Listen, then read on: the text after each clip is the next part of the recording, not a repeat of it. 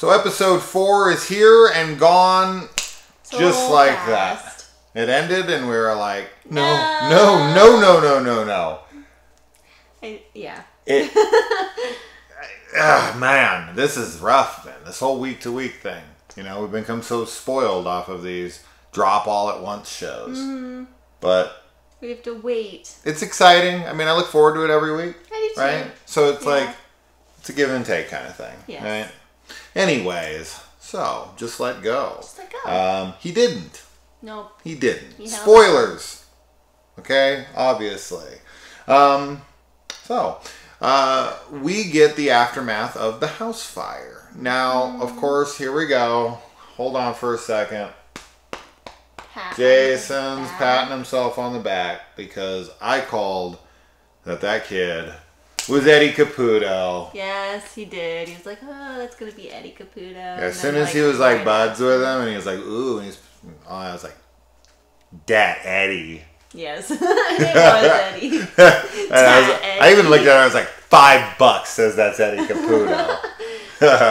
So, called that one. That's cool. The origin story of them.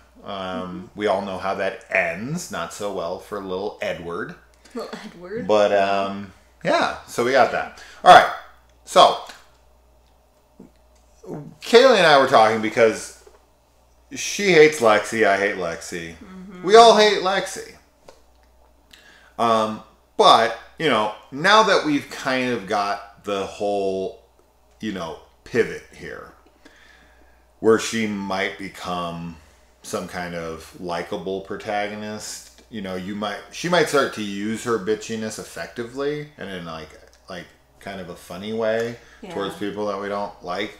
But I was telling her, you know, she's like, no, I don't want to see this. And I was like, well, after the first season of Stranger Things, I did not like Steve Harrington. After the third season, the second too, but like after the third especially, I was just like, dude, Steve Harrington's my favorite character in this show now.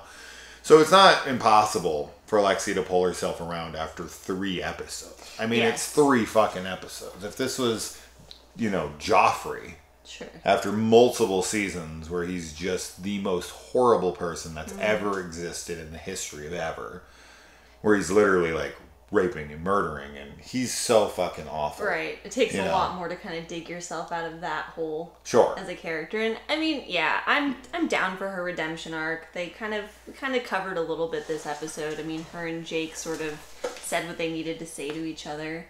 And you know, whatever happens with her, like, you know, if she becomes a cool character, I'm happy to see that. But it's fun to hate her. You know, it's fun to kind of take Chucky's side too. So I think what's great about this episode, though, that we were a little nervous about with this whole Jake Lexi team up thing was that he wasn't going to have his, you know, moment with her where he stands up for himself and lets her have it and kind of shows her why, you know. And I was also nervous when they first started interacting and she's like, oh my god, it's the doll, isn't it, this and that.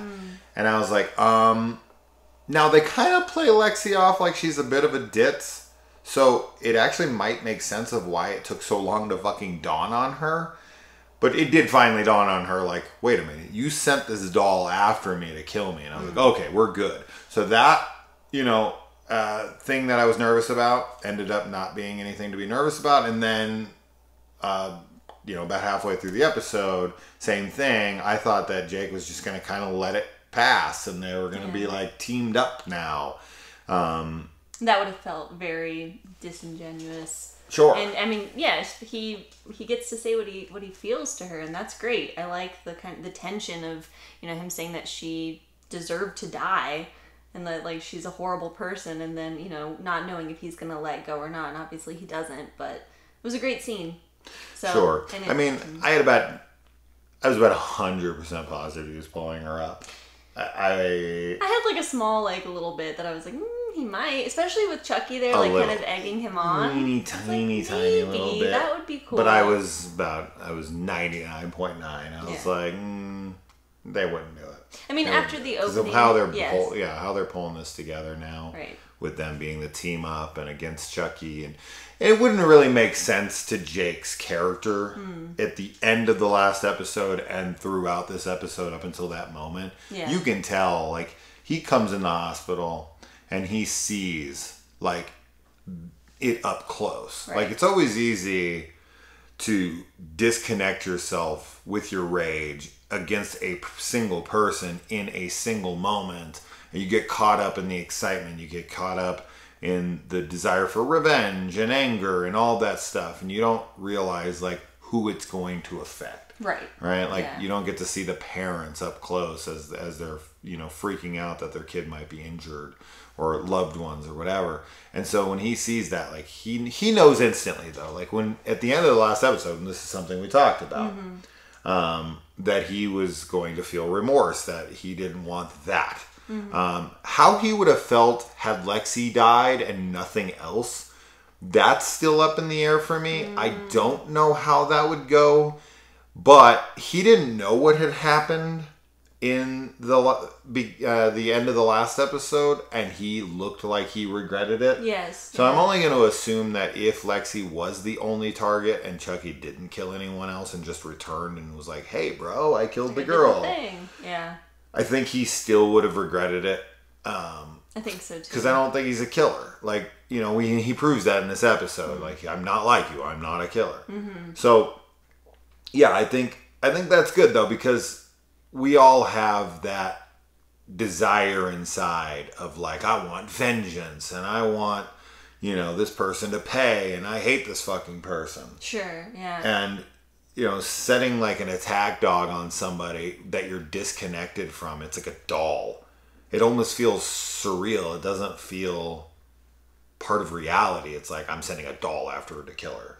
Yeah. You know, and I'm getting rid of my problems, and she's so horrible. This will be good for everybody. But then when she sees it up close, you know, but then we see her side of things too, and we can tell that she actually seems to genuinely care about her sister. Yeah, she does. And that you know, that was nice to see that she does have, you know, obviously... Some emotion. Yeah, obviously she's, you know, bitchy because she's lacking attention from her parents, which I think we talked about. But Absolutely. The difference between, like, Chucky and Jake, too, is definitely that Chucky lacks empathy. I mean, he doesn't really... He finds it fun to hurt people. Yes. Right? And that's kind of what we see in the flashback this episode, is him making a game, you know, out of...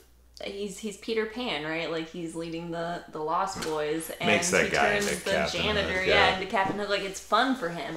But with Jake, like, sure, it's like the anger and the vengeance. Like, everyone can feel that, but in reality, like, you don't really want to hurt somebody, like, physically and kill them necessarily. And, you know, Jake has the empathy, so he doesn't want to do it.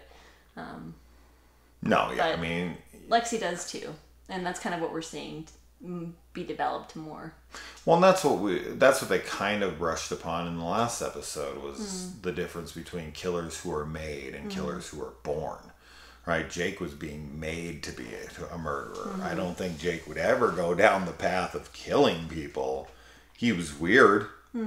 He's definitely weird. Like, he's sitting in his room alone. He's making fucking sculptures or whatever. He's just, I mean, yeah, he's weird. He's an artistic he's just an artistic kid 14-year-old. who's like, been bullied and is Yeah. dealing with his homosexuality, and his dad fucking hates him for it, and his mom is dead. Anybody's gonna be weird. Yeah. Right? So I get it. I'm not saying, like, this is a bad odd. It's just, he's an odd duck. He doesn't fit in with the norm, and there's nothing wrong with that.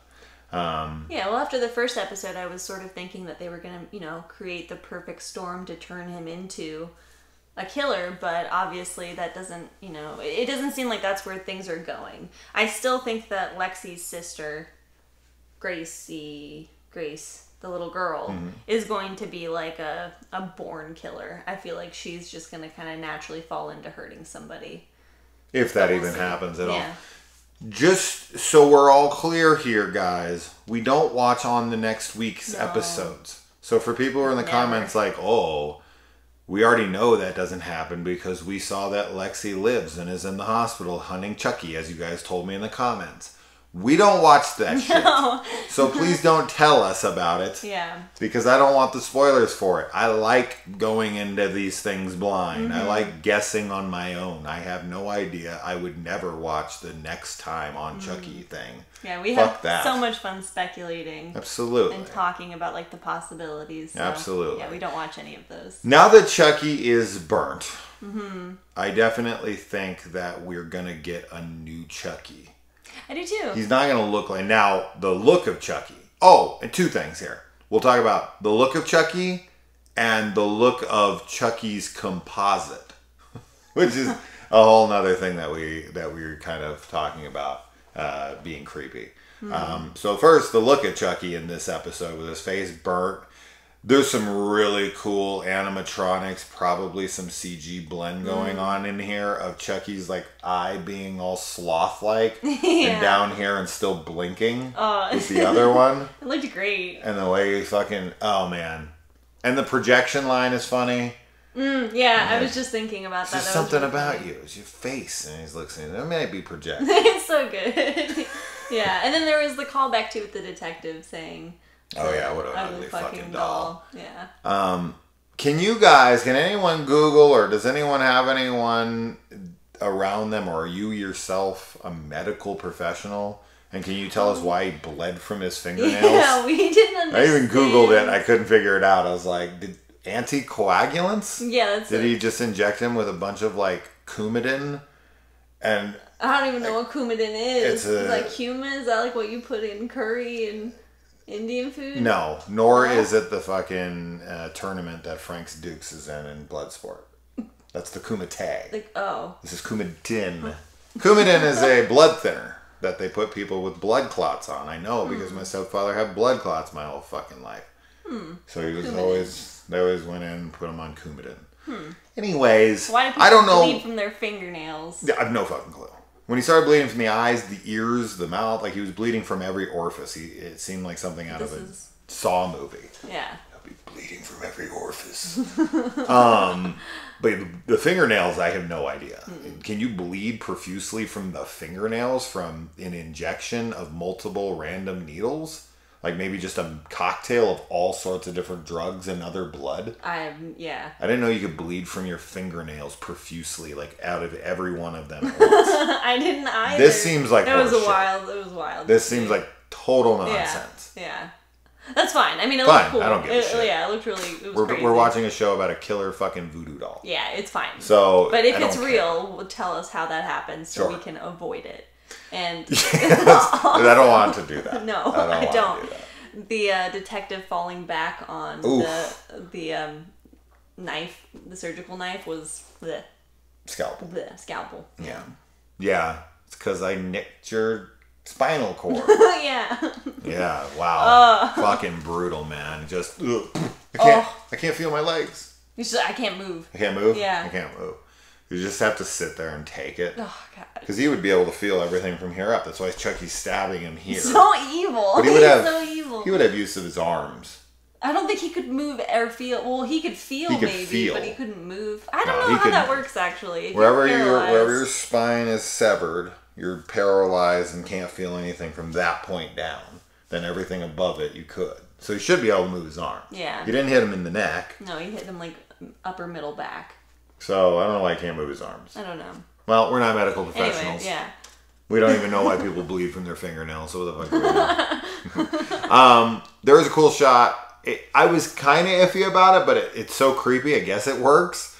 Where Chucky's a kid, and then they composite shot this like Chucky doll face over his face. I thought it was fucking creepy. It is creepy, but it's kind of stupid. Like in theory, it's like, don't do that. That sounds awful. That sounds like something out of like a made-for-TV, like, you know, Omen 4, The Awakening kind of shit, where you're just like, no, don't do that. Animorphs. They've done it. Chucky. Animorphs. See, somebody, thank you for that. I actually had a few people in the comments after you were like the book covers with the faces. I was totally blanking. You had no idea.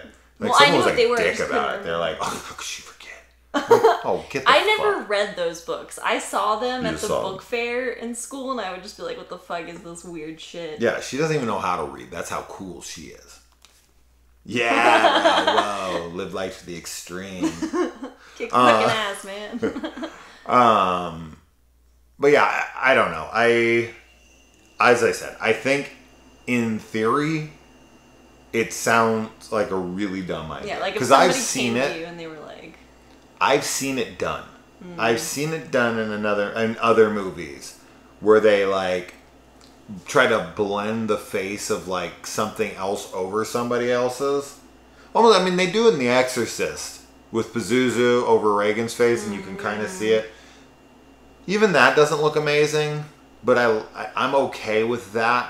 There's just other movies I've seen it done in where like they turn and you can see their face, almost like in Attack of the Clones when they're chasing that fucking changeling thing, and it turns and it's, but that's terrible CGI. yeah, that's But yeah, I don't know. As I said, it shouldn't work, but it does. Yeah, I think it works Which is because weird. it's not really that his face. It almost It's looks foreshadowing. like it will.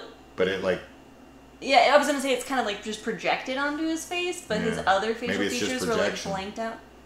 I would want to see it again too, just to like analyze it. But it was also such a quick scene, So quick. so fast that I think it works mostly. Yeah, Because if they of that. lingered on it for like a minute. Yeah, if you were able to like stare at it, then it would have just sitting been. there. But because it's just like a quick flash, I was like, I looked over you instantly. Yeah. It was just like, what?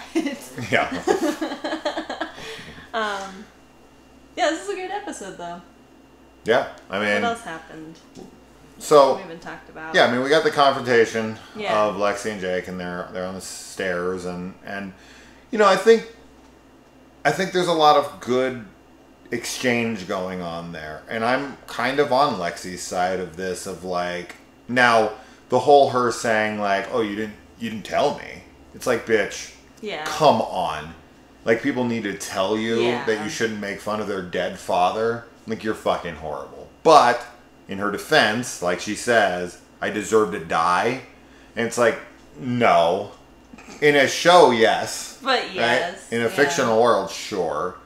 But in reality, it's like, we really want to kill a girl because she's got a, you know, because she's fucking a bitch. Sure. Right? Yeah. Because she's saying mean things. Death's a little extreme. But humiliate? Like what he did at the little like talent show. 100%. 100% she deserves that. She deserves to have some shit done to her, for sure. Death, a little much. But, you know, but there is that exchange, and he's like, I didn't want, because she's like, oh, you want to kill people. And he's like, I don't want to kill people. I wanted to fucking kill you. Yes, I love that. You know, he's very forward about what he's feeling in that moment, and even almost kills her. I mean, he pushes her forward. Yeah. Just with his presence, which knocks her off this ledge. But his instant reaction is to save her. Yes. Right? He didn't think for a second.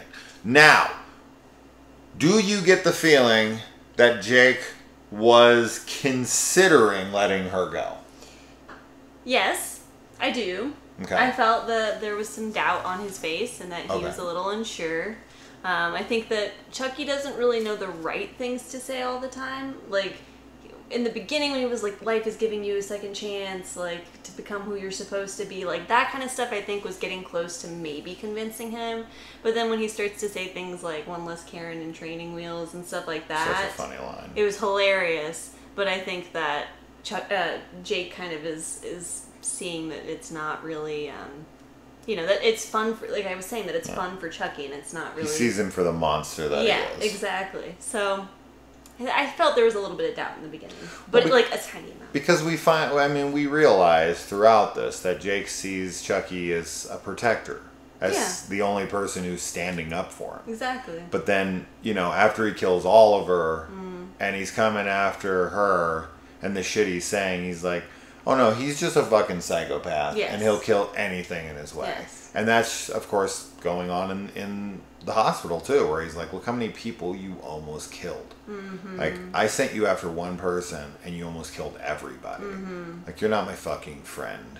You're not directing anything towards anybody. You just want to hurt people. And I never wanted to hurt anybody. I wanted to hurt somebody. Mm-hmm. You know, and you know, I like I like it. Typically I'm not a huge fan of the like I've seen the errors of my ways and I don't want to kill now kind of ending for somebody's character.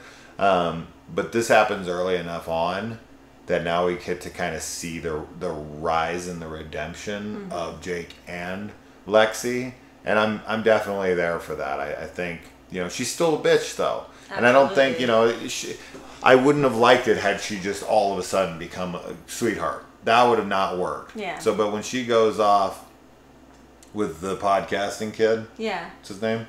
We looked it up. We did, and I totally forgot. For some reason, that one just doesn't. Why. Starts with a D, doesn't it? Yeah, it does. We just keep thinking podcast. It's not Doug. No, it's not Doug. I know it isn't. It was just like, It is. Come on, it's right there. Devin. Devin. Yeah. Oh, Devin Sawa. We should be able to remember it because Devin Sawa is in the show. Yeah, so Devin. There we go. Devin Sawa. And it's actually spelled exactly the same way with an O. Not Devin. Devon. Devon. Devin. So we get a little back and forth exchange between the parents here, Junior's parents and Lexi's parents. And I actually I like the exchanges here because they're both kind of calling each other out for kind of the shitty parents that they've become. Like, you didn't know where your fucking kids were and you're lecturing me, and it's like you let your daughter do whatever the fuck she wants. And so you're trying to relive your glory days. Yeah, they both have real valid points against one another. This doesn't... You can tell that with the writing of this show that a lot of thought is being put into these characters and that the characters all interact very naturally with one another. Like the things that everyone's saying, like everyone plays off of everyone the way that I feel like things would in that scenario. And that's something that I like. That's something I don't like about Halloween Kills, is that there's so much unnatural dialogue. Like pretty much everything that happens in the hospital in Halloween Kills is so unnatural. I don't feel like anyone's reacting the way that they would. And in this hospital, I feel like everyone is acting exactly how they would. From the characters as we know them. The detective, the fucking kids, Chucky, everything feels right. Yeah. Like I don't feel like anything has happened in this show where I'm like, yeah, well, they wouldn't do that. And anytime I think that for a moment, they immediately rectify it by doing exactly what I think they would do. So I'm just like, Don Mancini and his writing crew here has done such a great job so far with this show and making these characters feel very lived in with one another. Yeah, I think the characters are very believable, and I think the writing is fantastic. So. Yeah. So the next episode. So it ends in the hospital. Chucky's up on the little chair stoop thing there. What do they call that? Like the little chair up by the window? They have a name for that. I don't know. Yeah, there's a name for that. I would typically know that. But for some reason that's slipping my mind. I don't know. It has a specific name, but I can't think of it. Whatever. So he's sitting up there, and he gives them the finger, right? Yeah. Which you feel like everyone would see. I feel like absolutely everyone would be like, there's no cameras in that fucking room? There has to be. I don't know. And seriously, is life support seriously just plugged in to a fucking outlet like that? Like if someone trips over it, you're just gonna die? Yeah. Like that just seems like they'd have a better plug, and maybe it would be like locked in. Like a lock plug. No, I mean. Is it really just plugged into like a random fucking like this? Like what if the little circuit breaker pops? You gotta go over there and resuscitate them. Yeah, I mean that's why I guess an alarm goes off too. So like man, she's fucked up. Yeah. Everyone is. I mean, okay, so Junior has his little moment where... why is Junior thinking he's seeing Chucky? Does he have reason to believe that Chucky's evil? I mean, from what I remember he was just kind of dancing at the party. Like, he didn't see him specifically. Like, did Chucky... And Chucky wasn't there. He was at the house. So he wasn't at the hospital when Junior was having his... whatever. No, yeah. With his throat. So... Bronchiotomy. I think is what he called it. Yeah, I can't remember if he's seen. I don't think he's seen Chucky do anything or have anything. I think so too. I mean, he almost got stabbed by him while he was getting belittled by his girlfriend. Yes, but they weren't aware of that at all. Yeah, they weren't aware of it at all. I think he maybe just connects it to Jake and maybe has some kind of fear of him, but yeah, I'm not sure. I'm not sure what those weird hallucinations were. Yeah, I don't know why he would have any. Like, I would think he would see Jake. Yes. Yeah. Right. Or Lexi or somebody or whoever the fuck he thinks was responsible for it. But Chucky is kind of odd. Yeah. It kind of is a red herring in a way where I'm like believing one thing to be true when the opposite is true. Like it makes you think that Chucky's there. Right. Right? It's like, oh, is Chucky in the hospital? Like, oh shit, how'd he get there? And then they kind of, I don't know, the fact that he's not there, I don't know. I feel like it's, a false flag, or what do they call that? A false scare, something like that. Maybe there's another Chucky doll running around the hospital. Yeah. So I don't, that's not a terrible idea. Yeah. That's not a terrible idea. It's possible. It's possible. We know many Chuckies are out there in the world. Yeah. That's a good idea. I like that one. Maybe there's another Chucky in the hospital. It's possible. Maybe. Yeah. Yeah, because that would make sense because we're going to need a new Chucky doll. Yeah. He's not going to look like this for the rest of the fucking show. No. So he's going to have, he's going to die. They're going to kill him. And then there's going to be another fucking Chucky there. Yeah. And we do get a cameo of Tiffany in this as a picture. Yes. So I definitely think, because now we have Devin is kind of on the case. He's looked it up. He's seen the accomplice. He's seen Neca. He's seen these other characters. He knows the backstory. So I could absolutely see them contacting Andy now. Yes, I can too. They'll look up those news reports. We know that Andy's story was all over the fucking news in the first movie and the second movie. Like when he goes to that, military school, military academy, when he's there and they look in his file, like she sees that he has all this fucking, all these like news reports and everything on him. And they know that from the second movie as well. Yeah. That they were like shut down the fucking place and then brought it kind of back. Well, and the third one is really where they bring him back. But the second one, they're like trying to get past the negative publicity that Andy Barclay brought upon him. So there'd be tons and tons of news. So I definitely think, and I think they've already talked to Andy, right? I think Jake already has. So I think Andy's kind of probably already on his way. Yeah, I do too. Right? So, yeah, I like that idea that Chucky was there. It would kind of make sense. Yeah. Now with, you know what I think's going to happen? I think Chucky's going to take over that little girl because she's in a coma. Oh. Yeah, he's gonna come into her room at night and he's gonna take over her fucking soul. And I think that Lexi is gonna be trying to protect her sister. And it's gonna be Chucky. Yeah. I think he's gonna take over that little girl. That's a good, I can definitely see that happening. Ooh. Yeah. Because she's such an easy target now. Yeah. She's such an easy target. She's a blank vessel for him to take. Yes. Right? Oh, so, would she be injured, though, and not be like, if Chucky did possess her, can he, negate the injuries? Can he not be Probably in a coma not. now? He wouldn't physically sustain. Neca walks.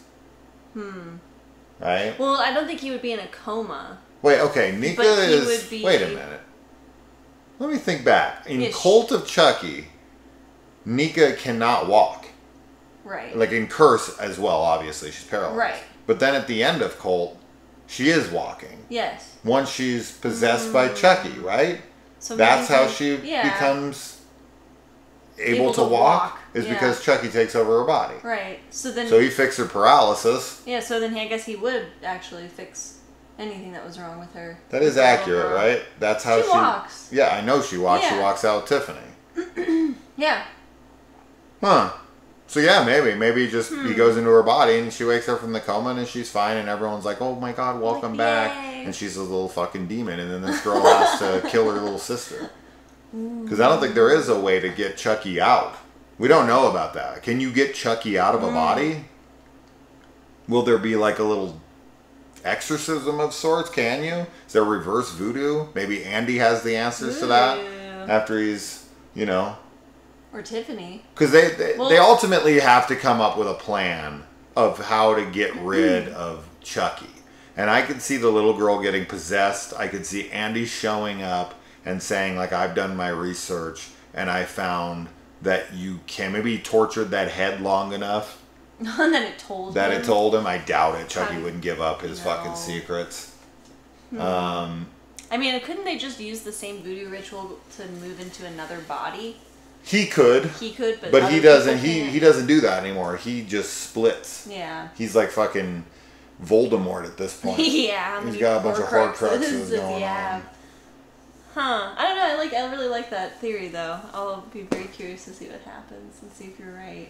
Well, what do you guys think's gonna happen without watching next week's fucking thing like you do? Just use your brain. Don't do that. Use some brain juice and think about it. Sure. Before we go, though, we went to Spirit because they were 50% off. Now, they didn't have everything by any means, but they had some stuff. They were super sold out. So, speaking of Chucky, we got a little Chucky Good Guys ruler. We got this for $5 because, as I said, it was 50% off. We got the Chucky knife that looks just like the one from the movie, like the one on the poster that he's holding. And then we got the Heart of Dumbella, or... Dumbella, as Tiffany says. Dumbella. So we got those two, but not tonight. Another time. Yes. So we got those, and we got this, and they all match. So very excited about that. So that's pretty cool. Then I got the Myers tombstone from Rob Zombie's Halloween. I mean, I don't really know what this is. This is going to go above our bed because we wanted to get Judith Myers' grave above our bed. Much like Annie's. But this is the one he puts in the Rob Zombie one. So for now, that will do. And I think this was... What was this? This was $10. $10 now. So that was a steal. Then we got this cool dairy map. I love this. From it. We got all the different locations here. The whole map of Derry. Neobolt Street. And the clubhouse. Ben's Dam, Ironworks, Sandpipe. It's pretty cool. It's got all the different Paul Bunyan statue, Derry High School. Tells you all the places from like the movie. That's sweet. And we got this for $10. $10. And then we got another doormat that is not Kaylee. She's no doormat. No. We got the Welcome to Camp Crystal Lake. Yay. Doormat. We got the Halloween one, but then we were like, well, it was only $10.50. Yeah. No, $11. Yeah, it was $11, and it's nice. It's really nice, thick. It matches the Camp Crystal Lake one here. We could put one on the inside and the outside. Yeah, we could do that. Or we can put the one out here. But whatever. Anyway, we'll talk about that later. Doormat. Fucking $11. Super worth it. These we did not get from there, but Kaylee got these from the grocery store for... I got them for $2 a piece. They're just cute. They're super cute for Kaylee. So we'll put them up by the fridge. And then we got, I got a little Friday the 13th Camp Crystal Lake journal. It's got Jason's face on the inside. That's really cool. Here, and then it says Friday the 13th down here. And then Friday on the back. This was $7.50. And it's got this little bookmark thing here. So that's cool. I'll be able to take some notes in that. This is stuff for my kids. You don't need to see. That's for Kaylee. And then another Camp Crystal Lake magnet for $2.50. And then we also went to Zia, and at Zia we found Pinhead, the NECA Pinhead. Look at this, for only $20. He's so cool. When I opened it up, I thought for sure it was gonna be $50 or something. They're always well overpriced, and it's because this has this little tear in the back. Yeah, it's teeny little tiny tear that if I just pop this up and I put like a teeny little tape on there, it's totally fine. You wouldn't even notice at all. Yeah. It's completely nothing. So this is one I really wanted.